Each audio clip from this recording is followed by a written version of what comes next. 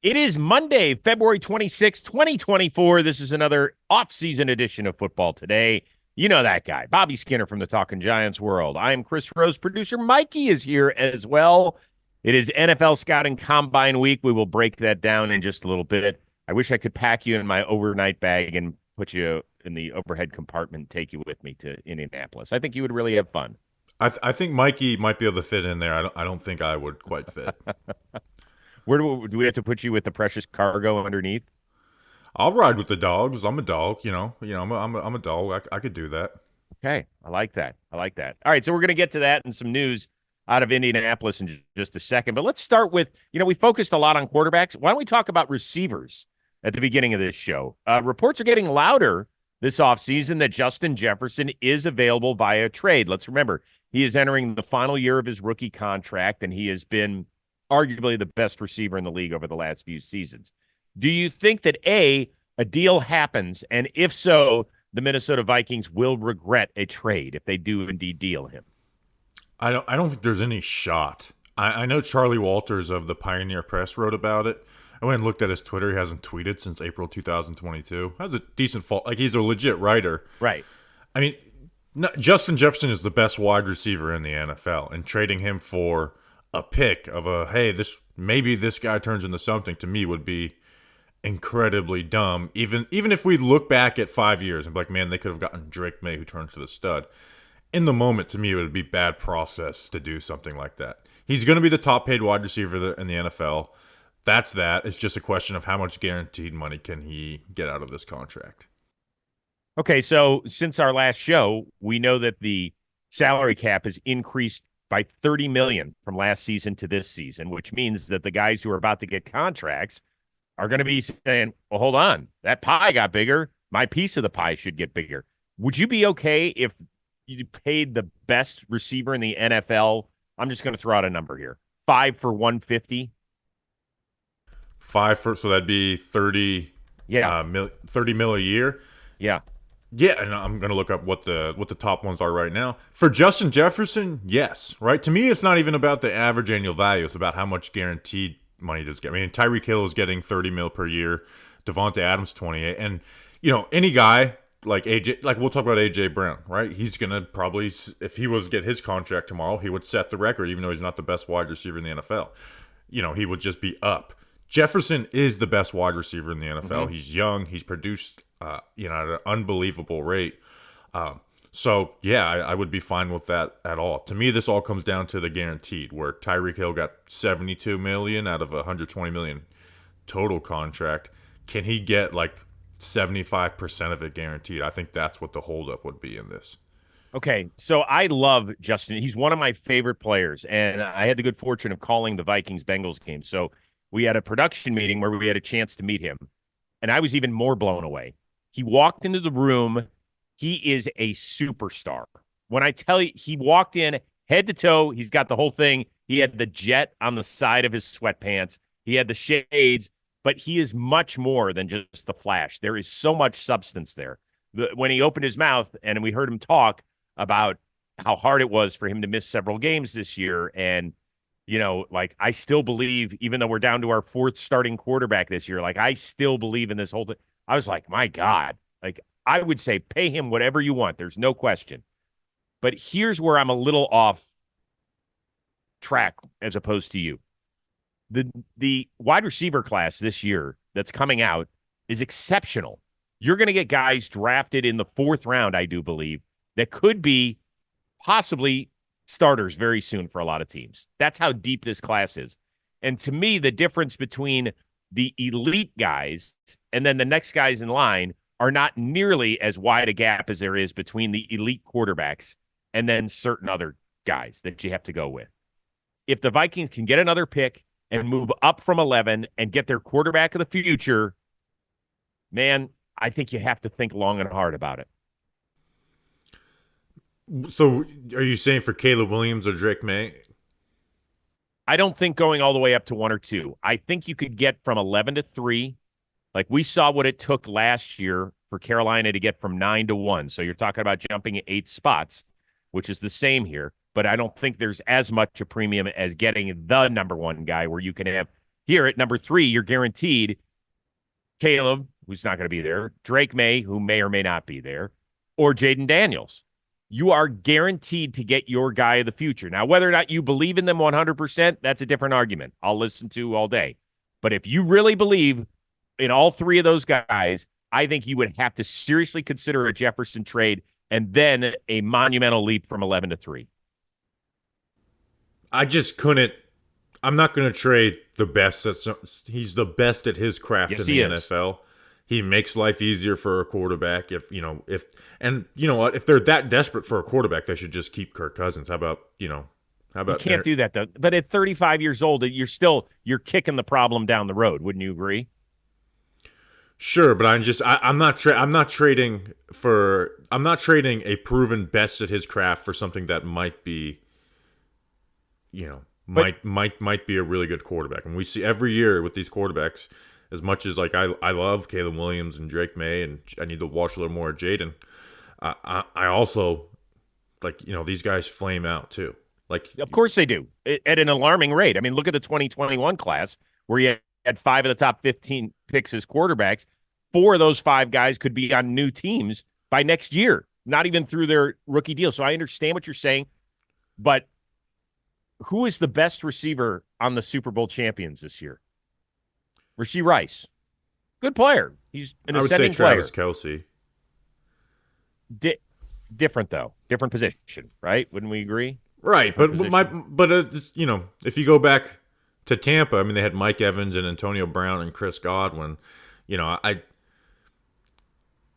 also had Tom Brady. Agreed. Like, again, quarterback is obviously the most important thing, but I'm not trading for Tom Brady or Patrick Mahomes. I'm trading for what I could hope be that, right? And if you're really lucky, you get Justin Herbert.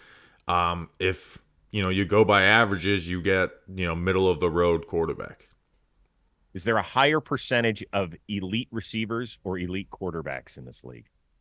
Obviously, elite receivers. Like, I'm not to find those guys. I'm not saying, hey, 5 years from now, we could say, hey, Bobby, you wish you would have done that. I admit that could be the case. I'm not saying it's crazy.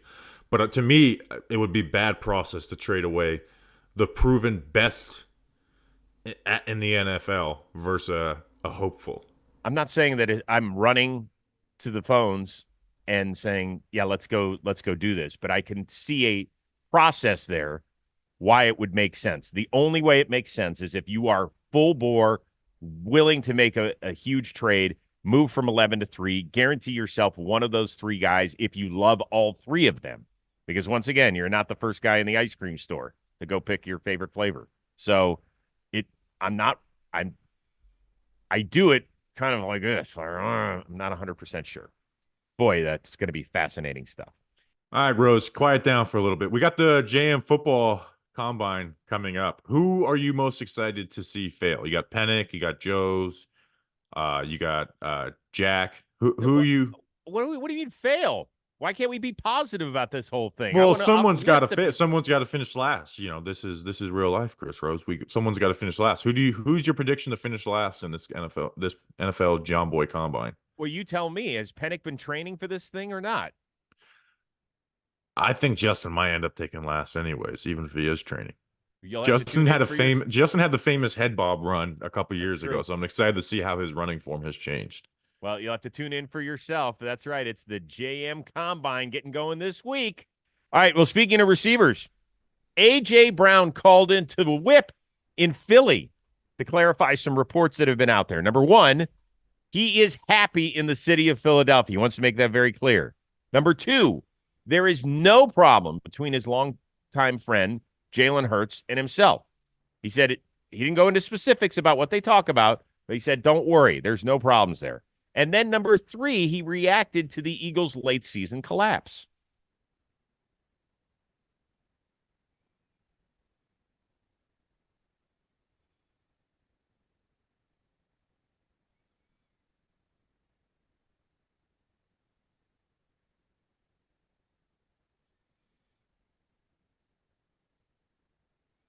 Okay, now Brown has 3 years left on his 4-year, $100 million extension with the Eagles. Do you think he's going to make it all the way through? Is this relationship going to work? All the way through is tough, but I think it's going to work for the right now. I mean, he's averaging 500 more yards per season with the Eagles than he was with the Titans, and that's with a legit wide receiver in Devontae Smith opposite of him, who gets plenty of production too. He's been fifth and fourth in receiving yards. I mean, I get the frustration that was had. I mean, that collapse of the Eagles is honestly one like. Is there anything like in recent memory where we saw a team that was that good and just kind of collapsed like that? I think of teams like maybe the Brett Favre Jets, but even then they didn't have the pedigree of making the Super Bowl the year before and being dominant on their way there and being oh so close to it. I think there was frustration. I think Nick Sirianni, for as much as he can, rile guys up, some of the childishness can bleed out into the team and guys acting out. You end up having to fire, both your coordinators. I think the Phillies going to get it back on track this year, and winning will heal any issues that they have. Because I actually really like Jalen Hurts too. I don't look at last year and blame Jalen Hurts for that collapse really very much at all. I've always loved AJ Brown. I love the way he plays. Like, yeah, I'm okay with a guy who's gonna go a little ballistic on the sidelines. Like, none of that shit matters to me. It just don't doesn't. throw your teammates under the bus publicly. Is basically or behind the scenes. Don't be undermining your coaches and your players. But frustration and stuff. I mean, that happens. Do you think that he's throwing guys under the bus publicly? No. That's what I'm saying. Is that's why I'm fine with it. With unless I've missed it. Like that's why I don't look at this as anything that's super alarming. It's just kind of normal wide receiver behavior. Again, my thing is you can be an asshole, you can be hard to work with, as long as you are working for the greater good and not undermining the leadership on the team. You can throw as many fits on the sideline as you want if you're producing. Which he does. 100%. Yeah, he does. He produces. I mean, he had 6 straight games where he had at least 125 yards, which I believe was an NFL record. Now, he did kind of disappear. And but I thought he made a really good point, and we heard it from Devontae Smith during the year when I think they were like 8-1 or 9-1. He said, "Yeah, we've only got one loss, but we are not playing good football." I think they knew the stink that was there inside the locker room. They were like, "Okay, fortunately, our record is excellent.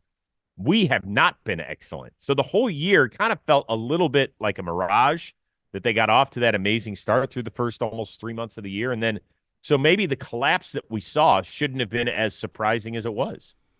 Yeah, I mean, I remember us talking about it when they were winning those games. We're like, man, we're like, are they just like testing new things out because they feel like they're so good? And then obviously the collapse ended up happening. But I think the coaching changes that they've made will truly help. I think Philly's going to be right near the top. Like, I think Philly's closer to Dallas than Dallas is. Like if we went NFC power rankings right now. Mm-hmm. San Fran would still have to be number 1. Yep. I think I'm putting Philly number 2. Like I think they're gonna figure it out. They still have a ton of talent and young talent. Ahead of Detroit? Yeah, I would. Woo! I think they've got a better quarterback. I think they just have better talent across the board too. Okay. Interesting.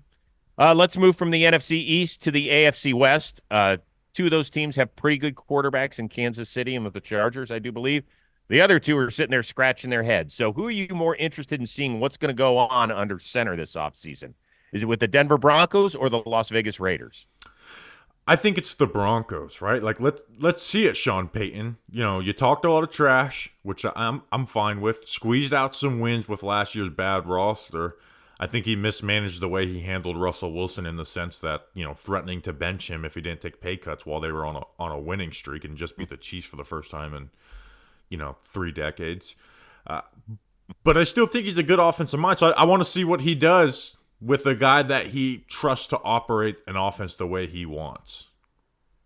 Where the Raiders, I'm just kind of bored. Like, Antonio Pierce, I love him. Luke Getsy, the OC, I don't. Right. I know. It feels like that one could go as much as like he's a rah-rah guy and dudes believe in him and they're smoking stogies and having fun. Like, I want to see him do well, too. I like Antonio. I like that he's grinded a bit since his playing days to get to where he is. Like, I love all that. Yeah, the offense, who knows? That could be a mess. So, Denver, here we go. You're gonna pay Russell Wilson $39 million to go quarterback somewhere else this year. Even with a post-June 1st designation, I want to thank The Athletic for helping us out with all this information. The Broncos would have a Wilson figure of roughly 35 mil on the books in 2024 and almost 50 million again in 2025. Now they can divide that up differently based on the increased salary cap structure that we just got last week. But the point is, they're going to be paying him an awful lot of money. So where do they go from here? Can he go get a guy like Baker Mayfield? I'm not so sure he can without moving a ton of pieces, which they could via trade or some other stuff. Where does that leave you in the free agent market? Are we talking about a Gardner Minshew? Are we talking about a Sam Darnold? Are we talking about reuniting Sean Payton with Jameis Winston? Or are we talking about being okay with J.J. McCarthy if he's there at 12 in the draft, or a Bo Nix or somebody like that? It's, for a guy, Sean Payton, who has talked about, I need a fast processor. I need a dude that can get it done. Well, has he ever developed a quarterback? He lucked into Drew Brees. We have to remember that. Miami wouldn't pass Drew Brees on the physical down there.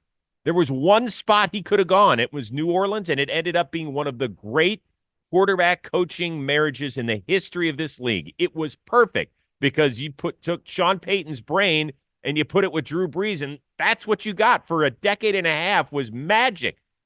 But has he ever found a quarterback? Find one. That's your job. Don't get frustrated that there aren't enough guys that can process. Go do it. It feels like they are destined for J.J. McCarthy or Bo Nix.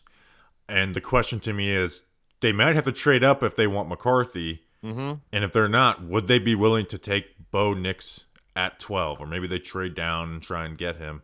But it just feels like they're destined for one of those two, because they got to have more of a quarterback answer than Jameis Winston, who, Sean Payton likes a lot.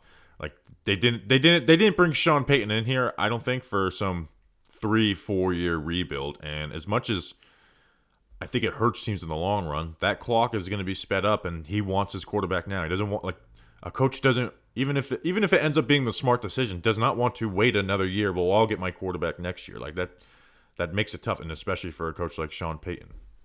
I mean, I'm serious when I say that two of the great coaches that we have seen, well, one, the greatest coach ever, and now one of the better ones we've seen over the last couple decades in Sean Payton, they lucked into their quarterbacks. They did. Between Brady and Breeze, nobody can convince me otherwise. Yeah, well, I'm trying to think of, I guess Andy Reid went up and got Mahomes.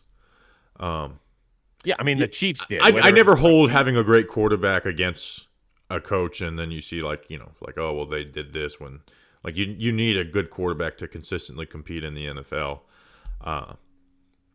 So maybe if they didn't get Drew Brees, they would have gotten someone a year or two down the road. But you can't deny how good those Saints offenses were for a long time. Even when Brees lost his arm, they were able to stay really efficient.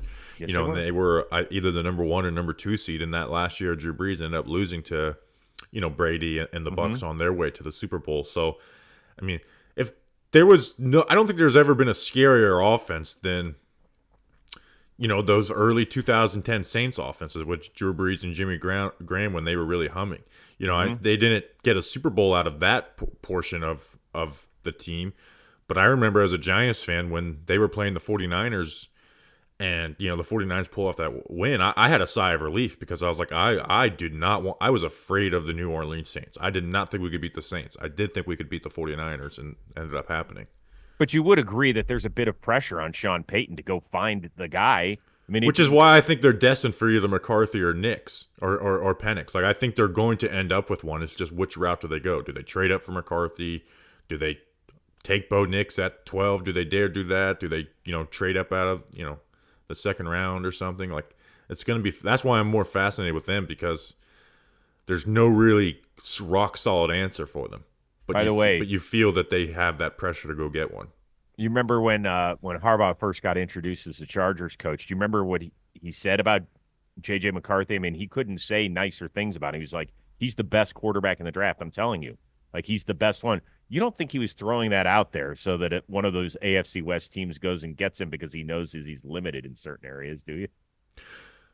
I wouldn't put it past Harbaugh, but I do think he just genuinely loves J.J. McCarthy.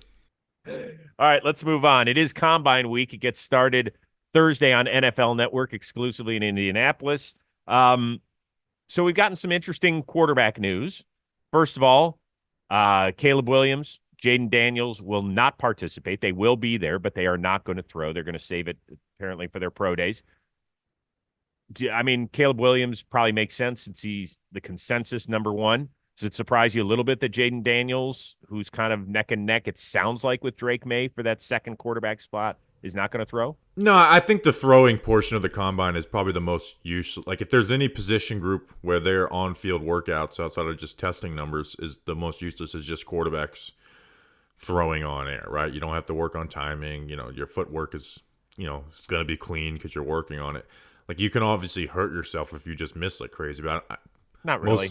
most of these QBs aren't going to do that, right? They're at the top of the game for the reason. So the combine to me for quarterbacks is all about interviews and measurements, and we have actual film of these guys making throws, and it's not swaying anyone's beliefs on a guy. I do say this. I think it's fun for us as fans. Like, we love it because we get to see, Bo Nix go right before Michael Penix. And so you can kind of compare a little bit, right? Very rarely do we get to see guys go back to back who might be competing for spots in the NFL. So for us, that's fun. You get to see how much juice a guy's got in person, which I always think is enjoyable, but I understand it. That's fine.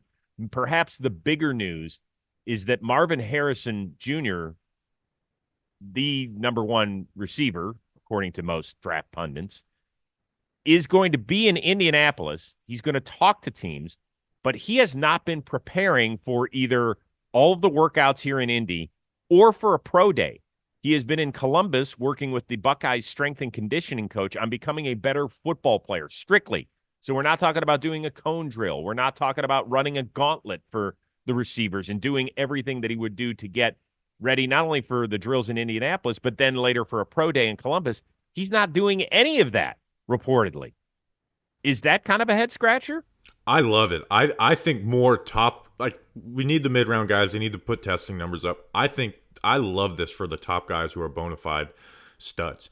Get better at football, because what happens is these guys, they work for the combine, all that stuff, and then they get burnt out, and it's like, okay, how do I get back into football training and, rookie mini camp and OTAs? It's like they get burnt out.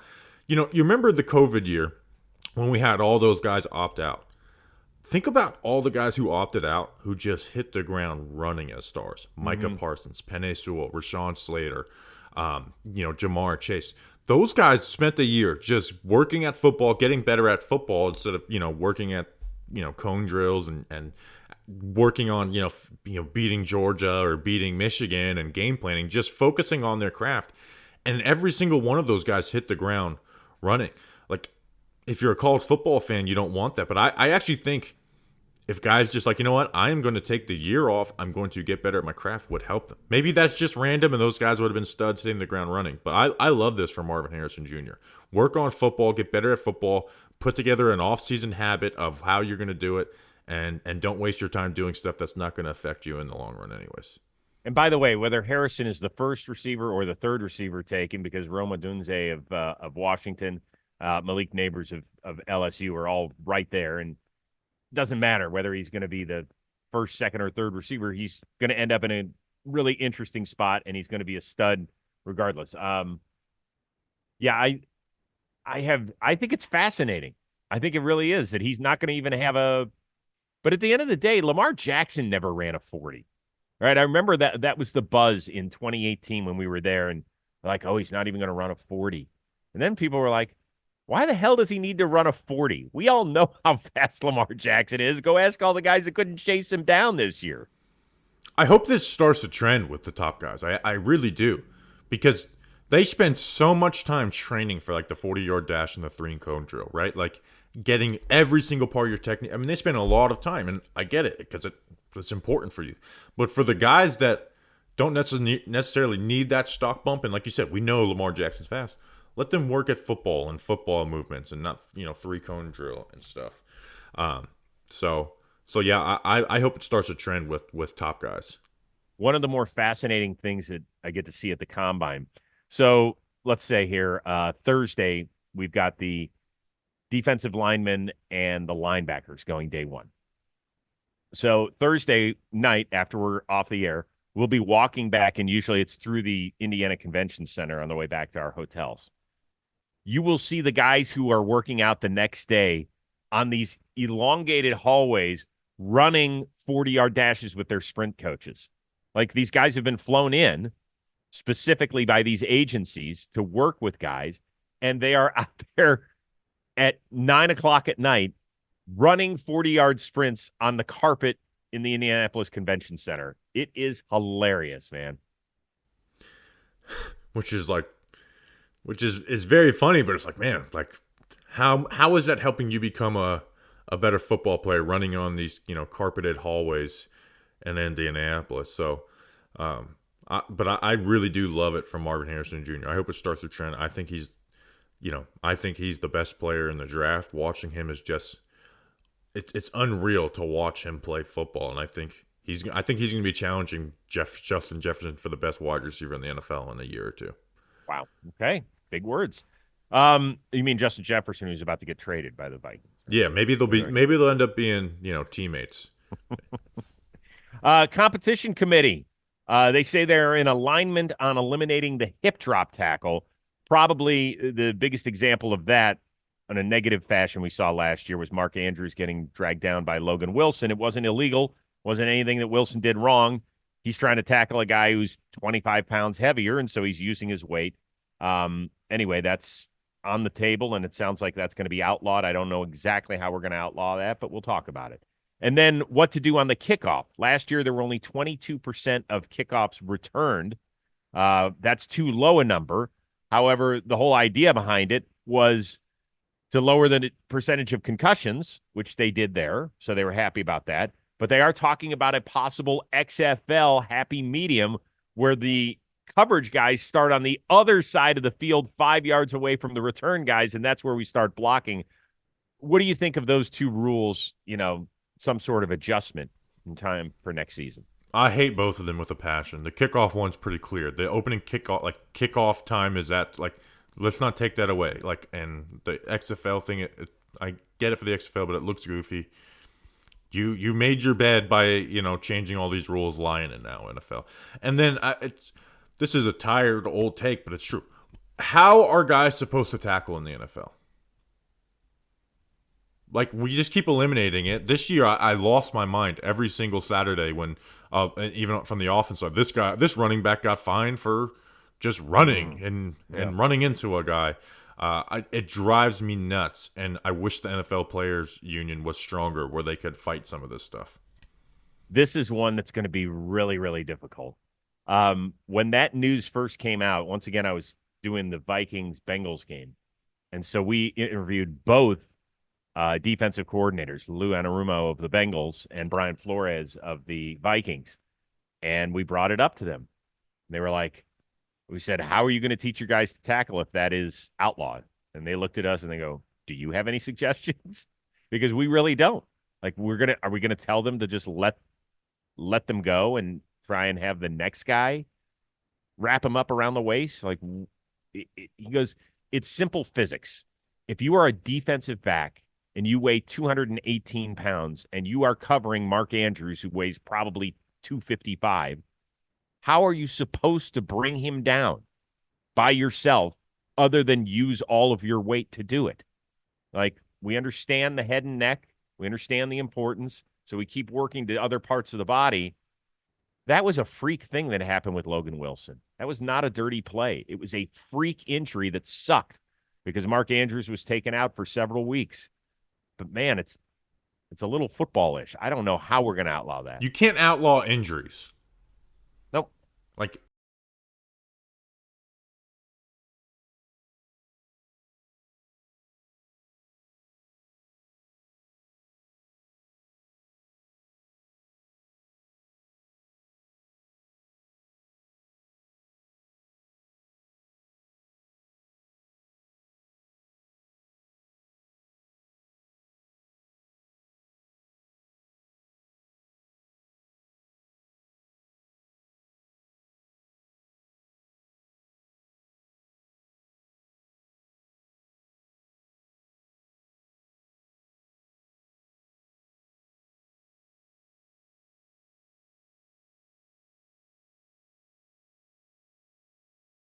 Oh, the only guy who came off the board first? Yeah.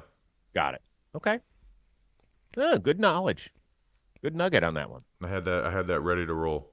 All right, we are back at it again later in the week when I'm sure we'll be talking a little bit more about the combine and having more fun. And we'll see if there's more player movement, more guys getting tagged. T. Higgins has been officially tagged by the Cincinnati Bengals for between 21 and 22 million bucks. It's good work if you can find it. For producer Mikey and Bobby Skinner from the Talking Giants world, I am Chris Rose. Thanks very much for tuning in to Football Today.